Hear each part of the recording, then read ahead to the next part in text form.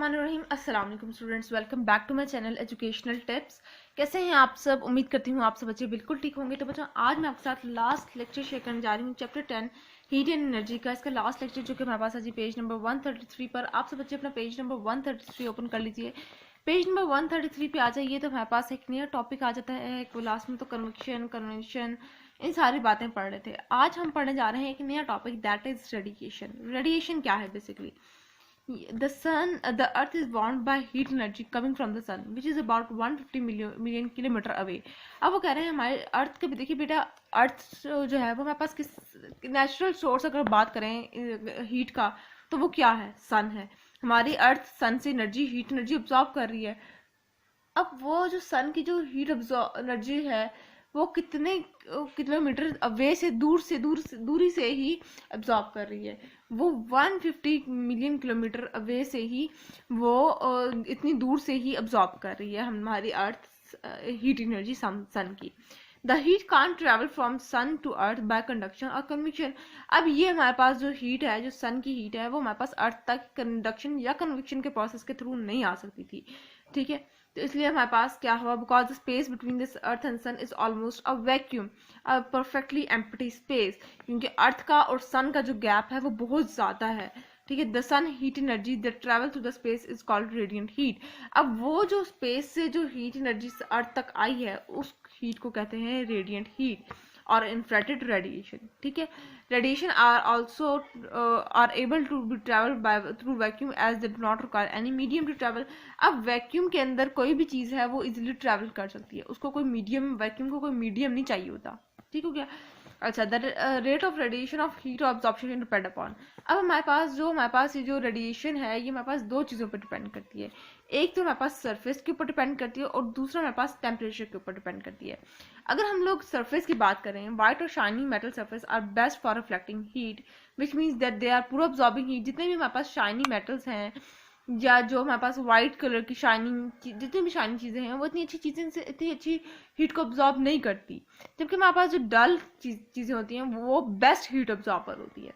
साथ ही साथ वो कह रहे हैं कि यानी कि डल जो चीजें होंगी उनके अंदर वो ज्यादा एब्जॉर्प्शन होगी हीट की। अब इसी तरह से अगर हम लोग बात करते हैं टेम्परेचर की, टेम्परेचर के अंदर बात करें तो हॉट ऑब्जेक्ट गिव्स आउट और emit heat energy as radiation. जितना ज्यादा गर्म चीज होगी उतना ज्यादा बात है हीट को निकालना भी है। If you put your hand near something hot you feel the heat on your skin. अगर किसी गर्म चीज के ऊपर आप लोग हाथ रखें तो आप लोगों को गर्म गर्म अपने हाथ पर भी महसूस होता है। Everything gives off some heat energy as radiation, even your body emits heat. हर चीज जो है ना वो हीट निकाल रही है as a form of radiation. इंसान की बॉडी भी निकालती है heat. The hotter an object is more heat energy it radiate. जितना ज्यादा गर्म चीज होगी उतनी ज्यादा वो रेडिएट हीट करेगी। अब देखिए नेचर ऑफ सरफेस के अंदर मेरे पास एक और एग्जांपल आई। देखिए, याद करिए, हम लोग अक्सर कहते हैं ना ब्लैक सूट पहनते हैं तो ज्यादा हीट ऑब्जॉर्ब होती है। ब्लैक सूट डल सरफेस होती है उसकी, ठीक है, डार्क होते हैं पेरेंट्स, शाइनी नहीं होती कभी भी ब्लैक सूट की। ठीक है, तो वो ये वाला कंसेप्ट थोड़ा सा आ जाता है। एप्लीकेशन ऑफ हीट रेडिएशन को हम लोग कहाँ यूज करें? In hot sunny countries building are more often painted white so that they absorb a little of the sun radiation as possible. जिनके वो कह रहे हैं कि जो ऐसे कंट्रीज है ना जहाँ पे बहुत ज्यादा गर्मी होती है, वहाँ के पे जो घर होता है ना उनमें मोस्टली पेंट्स होता है ना वो व्हाइट कलर का होता है। क्यों? क्योंकि व्हाइट जो होता है वो इतनी ज्यादा जल्दी हीट ऑब्जॉर्ब नहीं करता। ठीक है, अच्छा, on a hot sunny day it is good idea to wear white and light colour to be cool. अब देखिए इस तरह से गर्मियों के अंदर हम लोग लाइट कलर्स पहनते हैं। क्यों? क्योंकि गर्मी ज्यादा होती है, हम ब्लैक कलर नहीं पहनते ज्यादा। ठीक है, और इसी तरह से सर्दियों के अंदर हम डार्क कलर पहनते हैं। डार्क कलर क्यों पहनते हैं? ताकि ज्यादा हीट ऑब्जॉर्ब हो सके। Solar heaters are painted black. इसी तरह से जितने भी हमारे पास सोलर जो है, ठीक है, क्यों वो सोलर ब्लैक कलर का क्यों होता है? ताकि आपने सोलर की प्लेटें देखी हुई है ना, वो भी ब्लैक कलर की होती हैं। क्यों? क्योंकि ताकि वो ज्यादा सन की हीट को ऑब्जॉर्ब कर सकें। Fuel tank storage have shiny and silvery white surface to reflect heat radiation and produce. इस तरह से फ्यूल टैंक है वो हमारे पास व्हाइट कलर का होगा, शाइनी कलर का होगा, ताकि उसके अंदर हीट ऑब्जॉर्ब ना हो। हमारे पास कैटल और सॉस पैन है वो हमारे पास सिल्वर और व्हाइट कलर के होते हैं, ताकि वो ये जो हमारा कैटल है, ये सॉस पैन है, इतनी जल्दी अपने अंदर से हीट ना निकालें, इतनी जल्दी से इनकी हीट लॉस ना हो। अब आ जाते हैं हम लोग थर्मल एक्सपेंशन एंड कंट्रैक्शन के ऊपर। थर्मल एक्सपेंशन क्या होता है? Thermal expansion is an increase in the volume of a material when its temperature is increased. जैसे जैसे किसी भी चीज़ का volume increase, thermal expansion basically क्या है, किसी भी मटेरियल का वॉल्यूम इंक्रीज करना।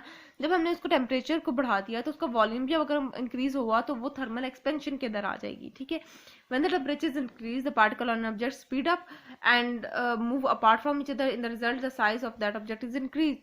अब जब वो कह रहे हैं कि जब हमने टेम्परेचर इंक्रीज किया तो उसको जो पार्टिकल्स थे वो दूर गए और इसके रिजल्ट में पास उसका वॉल्यूम भी इंक्रीज हो गया। थर्मल कंट्रैक्शन, थर्मल एक्सपेंशन के वर्ड हमारे पास एक्सपैंड से निकला है, कंट्रैक्शन का मतलब होता है स्क्वीज हो जाना, ठीक है। थर्मल कंट्रैक्शन क्या है, हमारे पास हमारा वॉल्यूम कम हो जाना। जबकि हम लोगों ने टेम्परेचर कम किया है तो हमारा वॉल्यूम भी चीज़ का कम हो जाएगा, ठीक है। क्योंकि पार्टिकल्स तेजी स्पीडली से तो नहीं मूव कर रहे ना। Thermal expansion and contraction are more noticeable in gas, less in liquid and least in solid. ज़्यादातर ये हमारे पास थर्मल एक्सपेंशन थर्मल कंट्रैक्शन का कॉन्सेप्ट जो है ये हमारे पास गैसेस में देखने को मिलता है, लिक्विड में बहुत कम और सबसे ज़्यादा कम जो है वो सॉलिड में देखने को मिलता है। The railway line track expand on warm days. अब therefore there are expansion gap in them to allow for the increase of the length of the track. गर्म दिनों में हमारे पास रेलवे की ट्रैक जो है उसके अंदर थर्मल एक्सपेंशन होती है, ठीक है। और सर्दियों के दिनों में उसके अंदर थर्मल कंट्रैक्शन हो जाती है, ठीक हो गया। अच्छा, उसके बाद फिर हम लोग आ जाते हैं थर्मल इंसुलेशन के ऊपर। थर्मल इंसुलेशन के अंदर हमारे पास जो टॉपिक है that is the vacuum flask. अब द वैक्यूम फ्लास्क का कॉन्सेप्ट देख लेते हैं। द वैक्यूम फ्लास्क और thermos invented by a Scottish scientist James Dewar keeps hot drinks hot and cold drink cold by stopping the movement of heat through all three ways of the transfer. अब वो कह रहे हैं कि हमारे पास vacuum flask जो concept है वो हमारे पास एक स्कॉटिश साइंटिस्ट ने डिस्कवर किया था। वो क्या करते थे, वो हॉट ड्रिंक्स को और कोल्ड ड्रिंक्स को साथ रखते थे, ठीक है। और उन्होंने 3 वे से इन दोनों को ट्रांसफर किया, ठीक है। अब the flask containing consist of a glass bottle and with double wall. एक ग्लास है, उसके ऊपर 2 वॉल से वो ग्लास बना हुआ है। There is a vacuum between these glass wall and which stop the conduction and convection of heat. फिर वो एक वैक्यूम भी है ग्लास के अंदर जो कि कंडक्शन और कन्वेक्शन को रोक रहा है, ठीक है। Radiation of heat is preserve because the wall of the glass have a silver coating. Radiation की भी प्रिवेंशन हो रही है क्योंकि जो वॉल है ग्लास का वो सिल्वर की कोटिंग दी हुई है उससे। The stopper is made of good insulating material such as कॉक। और जो ढक्कन है वो कॉक से बना हुआ है, ठीक है, जिससे हमारे पास कंडक्शन भी नहीं होगी। Flask is shiny outer case, और आउटर केस जो है वो शाइनी अपीयरेंस है, ठीक है, जिससे हमारे पास रेडिएशन की लॉस कम होगा। थर्मल इंसुलेशन इन बिल्डिंग, ठीक है। अब हमारी बिल्डिंग के अंदर कैसे थर्मल इंसुलेशन हो रही है। Insulation refer to the process of saving energy which provides resistance to flow of heat. Insulation का बेसिकली प्रोसेस मतलब क्या है, वो कह रहे हैं इंसुलेशन का मतलब ये है कि हमारे पास एनर्जी की लॉस को रोकना, उसको सेव करना। Heat flow from a warmer region to a colder region. अब हीट जो है, जितनी भी हीट की कोई भी फॉर्म है, ठीक है, वो हमेशा वार्मर रीजन से उसने कोलर रीजन की तरफ अट्रैक्ट होना है, यानी ठंडी चीज की तरफ हो जाएगी। By insulating one can insulation one can reduce the loss of the heat in the building in a cold weather. जब सर्दियां होती हैं, ठीक है, हम इंसुलेशन के थ्रू, इंसुलेशन कहते हैं सील कर देना, सील करने के थ्रू हम लोग उस गर्म हवा को बाहर जाने से रोक सकते हैं। सर्दियों में तो हम लोग को जरूरत होती है गर्म की। Similarly, it can help to reduce absorption of heat during warm weather. इसी तरह से गर्म वेदर में हम लोग हीट को रिलीज भी कर सकते हैं।